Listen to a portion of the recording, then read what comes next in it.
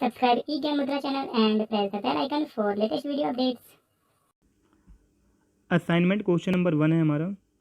An amount of ₹4000 is distributed into 3 investment. 4000 रुपये amount को हमें डिस्ट्रीब्यूट करना है 3 इन्वेस्टमेंट में। 3 इन्वेस्टमेंट हमें इस 4000 रुपये को बांट देना है और इस पे जो रेट जो मिलता है वो 7% का है, 8% का है, 9% पर एनम का इस पे रिटर्न मिलता है। The total annual income is ₹317.50। जो इसका टोटल एनुअल इनकम जो होता है, पूरे साल का जो टोटल इनकम जो होता है वो 317.5 रुपये का होता है। And the annual income from the first investment is ₹5 more than the income from the second. यानी कि जो एनुअल इनकम जो है फर्स्ट इन्वेस्टमेंट का वो 5 रुपये ज़्यादा होता है सेकंड वाले इन्वेस्टमेंट के इनकम से। फिर है इसमें find the amount of each investment. हर एक इन्वेस्टमेंट की वैल्यू हमें बतानी है और यूज़ करना हमें यहाँ पे मैट्रिक्स अलजेब्रा मेथड। तो क्वेश्चन में ये है कि 4000 रुपये को 3 इन्वेस्टमेंट में हमें बांटना है जिस पे रिटर्न मिलता है हमें 7% का, 8% का, 9% का। और जो टोटल इनकम जो हमें इससे मिलता है वो 317.50 का मिलता है। और इसमें ये बोला है कि पहला इन्वेस्टमेंट जो है वो 5 रुपये ज़्यादा होता है सेकंड वाले इन्वेस्टमेंट से। तो मैट्रिक्स अलजेब्रा मेथड को यूज़ करके हमें इन तीनों इन्वेस्टमेंट की वैल्यू बताना है कि कितना है। तो मैट्रिक्स अलजेब्रा में ये 6 स्टेप्स फॉलो होंगे हमारे। सबसे पहले निकालेंगे हम डिटर्मिनेंट। नंबर 2 होगा हमारा स्टेप माइनर्स। नंबर 3 होगा हमारा cofactors. Number 4 adjoint. Number 5 A inverse. Number 6 X equal to A inverse B. Finally हमें ये सॉल्व करना होता है जहाँ पे हमें एक्स की वैल्यू, वाई की वैल्यू और जेड की वैल्यू निकालनी होती है हमें। तो ये 6 स्टेप्स फॉलो होंगे मैट्रिक्स अलजेब्रा मेथड में। तो सॉल्यूशन है हमारा, सबसे पहले लेट करेंगे हम जो हमारा इन्वेस्टमेंट है। तो let X Y Z represent the investment in rupees at the rate of interest of 7%, 8%, 9% per annum respectively. तो सबसे पहले लेट करना पड़ेगा हमें इन्वेस्टमेंट कौन कौन से हैं। तो एक्स मान लिया है, वाई मान लिया और जेड मान लिया है कि ये 3 इन्वेस्टमेंट है हमारे। तो क्वेश्चन के हिसाब से क्या कहता है कि जो तीनों इन्वेस्टमेंट है डिफरेंट, उन तीनों का जो टोटल मनी है वो 4000 है। तो X plus Y plus Z equal to 4000 rupees. Next है कि फर्स्ट, सेकेंड एंड थर्ड पे 7, 8 और 9% के हिसाब से इंटरेस्ट है। तो जो टोटल अर्निंग जो होती है वो 317.5 रुपीज़ की होती है। तो जो इक्वेशन फॉर्म होगा हमारा 0.07x plus 0.08y plus 0.09z equal to total income. तो वो है 317.5। तो यहाँ पे ये सारी वैल्यूज़ को हम 100 से इंटू कर देते हैं तो जो भी पॉइंट है वो हमारा रिमूव हो जाएगा। तो यहाँ बचेगा 7x 8y प्लस में 9z is equal to 31750। Next question ने बोला है हमसे कि जो फर्स्ट इन्वेस्टमेंट जो है उनकी जो इनकम जो होती है वो 5 रुपीज़ मोर देन होता है सेकंड वाले इनकम से। तो इक्वेशन होगा हमारा 0.07x, ये हमारी इनकम है, प्लस जो सेकंड वाला जो इन्वेस्टमेंट है उस पर जो हमारा इनकम होता है वो 0.08y होता है और प्लस 5 रुपीज़। तो अरेंजमेंट करेंगे इसमें हम, तो ये जो वैल्यू है हमारा वो हमारा इक्वल के इस तरफ आ जाएगा तो वो हो जाएगा माइनस में। तो 0.07x माइनस में 0.08y इक्वल टू बचेगा हमारा 5। या इसमें भी पॉइंट रिमूव कर सकते हैं हम, तो इसमें भी हमें 100 से मल्टीप्लाई करना पड़ेगा। तो 7x minus 8y equal to 500 हो जाएगा हमारा। तो ये हमारा फर्स्ट इक्वेशन हो गया, ये हमारा सेकेंड इक्वेशन हो गया और ये जो है हमारा ये थर्ड इक्वेशन हो गया। तो इन तीनों ही इक्वेशंस में 3 वेरिएबल हैं होने चाहिए। तो पहले वाले में x plus Y plus Z equal to 400, दूसरे वाले में 7x plus 8y plus 9z equal to 31750, last जो इक्वेशन हमारा थर्ड है, इसमें 7x minus 8y equal to 500 है, तो यहाँ पे थर्ड वेरिएबल नहीं है, तो यहाँ पे हम इसको 0z ले सकते हैं। तो जो इक्वेशन हमने सॉल्व किया है उसको हमें मैट्रिक्स की फॉर्म में अरेंज करना पड़ेगा, ठीक है। तो जो वेरिएबल्स हैं इक्वेशंस में उनको हमें अरेंज करना पड़ेगा। तो पहला इक्वेशन था हमारा x plus Y plus Z equal to 4000।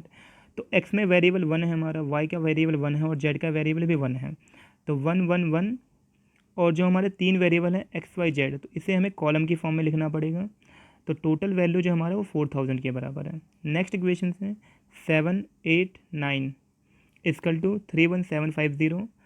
और लास्ट इक्वेशन जो था हमारा, x की का कोफिशिएंट 7, y का कोफिशिएंट -8 और z नहीं था तो उसको मैंने कहा था 0 लेट करने के लिए, तो ये हमारा 0 हो गया इक्वल टू 500। तो हमें जो ये हमारा मैट्रिक्स फॉर्म है अरेंजमेंट में, इसको हम ए लेट करते हैं। जो हमारे वेरिएबल्स थे x y z उसको हमें x लेट करना पड़ता है, और जो हमारा वैल्यू था इक्वल टू में उसको हमें बी लेट करना है।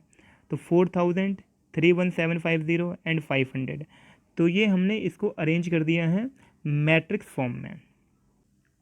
मैट्रिक्स फॉर्म में अरेंज करने के बाद सबसे पहला स्टेप जो है हमारा वो डेटर्मिनेंट का है। तो डेटर्मिनेंट निकालेंगे हम। तो डेटर्मिनेंट कैसे निकलेगा हमारा 1,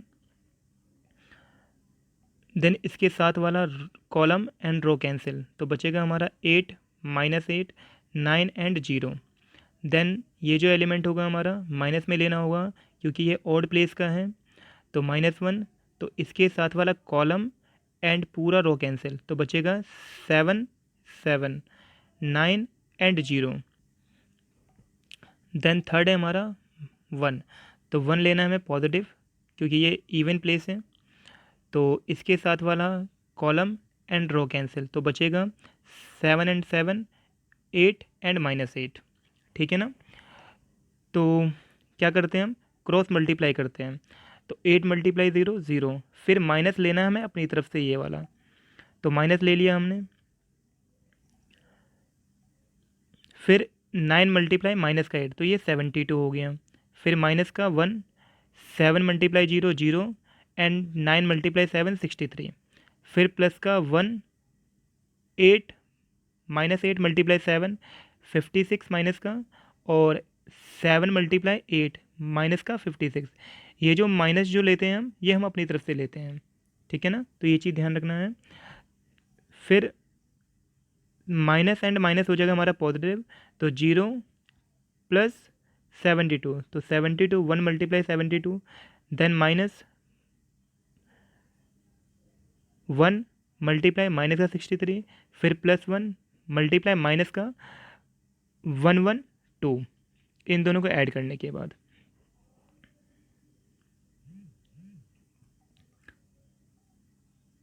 फिर क्या है 1 × 72 हो गया हमारा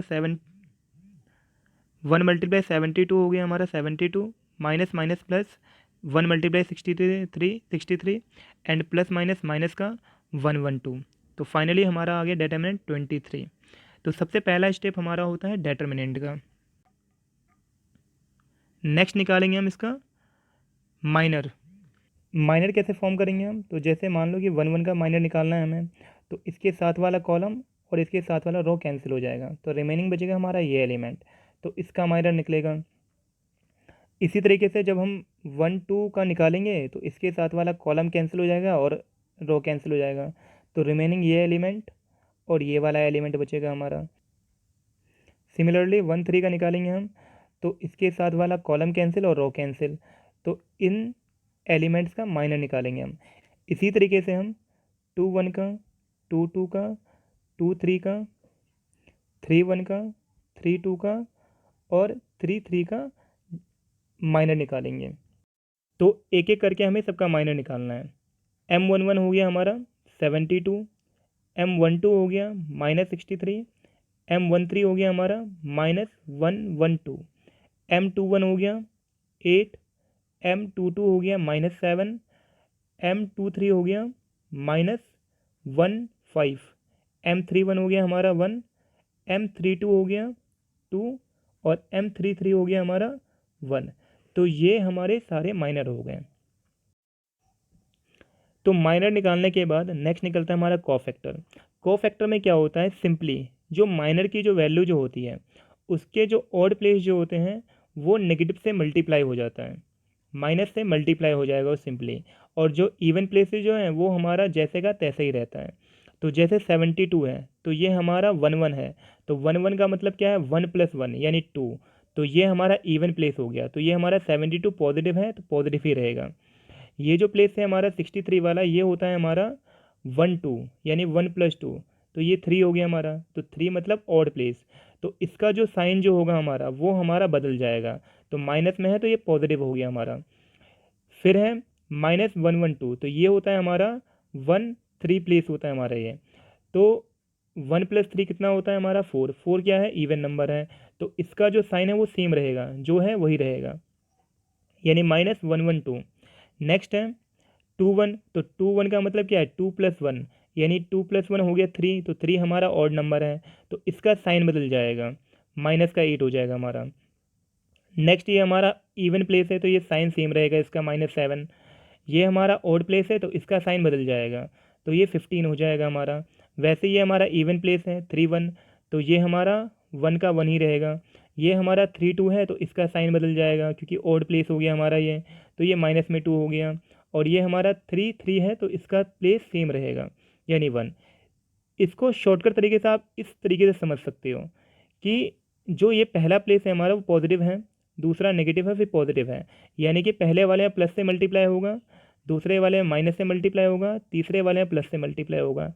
ऐसे ही जो रो 2 है हमारा, इसमें माइनस से मल्टीप्लाई पहला एलिमेंट, फिर प्लस से, फिर माइनस से।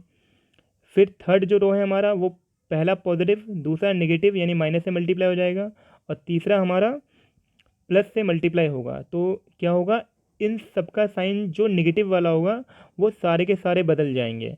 तो सिंपली कोफैक्टर में क्या होता है कि ऑड प्लेसेस जो होंगे हमारे उनका साइन बदलेगा, बाकी जो इवन प्लेस है उनका साइन जो है माइनर में। कोफैक्टर निकालने के बाद जो नेक्स्ट स्टेप होता है हमारा वो होता है एडजॉइंट। एडजॉइंट में क्या करते हैं हम, ट्रांसपोज करते हैं कोफैक्टर का, यानी जो हमने कोफैक्टर निकाला है उसका हम ट्रांसपोज कर देंगे। तो कोफैक्टर वाली वैल्यू ये है हमारा 72 63 -1 1 2 -8 -7 15 1 -2 एंड 1। तो इसका ट्रांसपोज करेंगे, तो ट्रांसपोज में क्या होता है कि जो हमारा रो होता है वो हमारा कॉलम बन जाता है, और जो कॉलम होगा सिंपली रो बन जाएगा। तो 72 63 -1 1 2 ये हमारा कॉलम की फॉर्म में आ गया, और जो हमारा 72 -8 1 था वो हमारा कॉलम की फॉर्म में आ गया। वैसे ही -8 -7 -15 ये हमारा कॉलम बन गया, 1 -2 1 ये हमारा कॉलम बन गया। तो ये हमारा ट्रांसपोज होता है। तो ये जो वैल्यू हमारा ये एडजॉइंट है। नेक्स्ट इसके बाद निकालते हैं हम, नेक्स्ट स्टेप हमारा ए इनवर्स को बताता है। तो ए इनवर्स निकालेंगे हम, तो ए इनवर्स का फॉर्मूला होता है, क्या होता है कि यहाँ पे 1 में ए का डेटर्मिनेंट मल्टीप्लाई एडजॉइंट, ये दोनों वैल्यू ऑलरेडी हमने निकाल ली है। तो ए इनवर्स का फॉर्मूला हमने लगा दिया, तो ए इनवर्स जो है हमारा 1 में ए का डेटर्मिनेंट जो हमने सबसे पहले निकाला था 23 वो, और फिर इनटू में जो हमने एडजॉइंट निकाला है उसकी वैल्यू हमने यहाँ पुट कर दी। तो ये हमारा सिंपल है बिल्कुल, एडजॉइंट ए निकल गया हमारा ये। ए इनवर्स निकालने के बाद जो हमारा लास्ट स्टेप्स होता है वो होता है हमारा x = ए इनवर्स बी। तो ये हमारा फाइनल आंसर देगा हमें ये। तो क्या है इसमें कि x का मतलब होता है x y z जो हमारे वेरिएबल्स होते हैं, ए इनवर्स जो हमने पीछे निकाला था, और इनटू में b जो हमने सबसे इनिशियली हमने जो लिखा था 4000 31750 और 500, तो ये b की वैल्यू हो गई हमारी। देन क्या करना है हमें, इस रो को इस कॉलम से मल्टीप्लाई करना है। तो 72 × 4000, तो ये होगा, हो गया हमारा 288000। फिर लिखते हैं हम प्लस में, लेकिन ये जो एलिमेंट है हमारा ऑलरेडी क्या है, माइनस है, तो ये वाला एलिमेंट इससे मल्टीप्लाई होगा हमारा। तो 8 × 31750, तो ये आ गया हमारा माइनस का 254000, प्लस में 1 × 5 तो 500। सिमिलरली 63 × 4000 250000, -7 × 31750 तो -2222250, फिर -2 × 500 1000 रुपये। नेक्स्ट 112 मल्टीप्लाई 4000 तो 448000। 15 मल्टीप्लाई 31750 तो 476250 प्लस 1 मल्टीप्लाई 500 तो 500। फिर 1/23 इन सबको हमने क्या कर लिया, ऐड कर लिया, और जो माइनस होने वाले हैं उनको माइनस कर दिया हमने। तो ये हमारा फाइनल आ गया 34500 28750 28750। तो ये सब एडलेस करने पे जो हमारा बनता है वो हमारी वैल्यू आ गई। फाइनली क्या होगा, ये 23 हमारा जो बाहर है वो डिवाइड कर देगा सारे एलिमेंट्स को, इन तीनों को। तो 34500 डिवाइडेड बाई 23 तो ये देता है 1500। 28750 डिवाइडेड बाई 23 तो ये 1250 आ गया। 28750 अगेन डिवाइडेड बाई 23 तो ये आ गया हमारा 1250। तो x की जो वैल्यू है कंपेयर करेंगे हम, तो ये हो गया हमारा 1500। y की जो वैल्यू है कंपेयर करने पे 1250, और जो z है हमारा वो आ गया हमारा 1250। तो ये तीनों हमारी वैल्यूज़ हो गई है, और हमें यही तीनों वैल्यू जो है x y z की वैल्यू ये हमें फाइंड करना था इस क्वेश्चन में।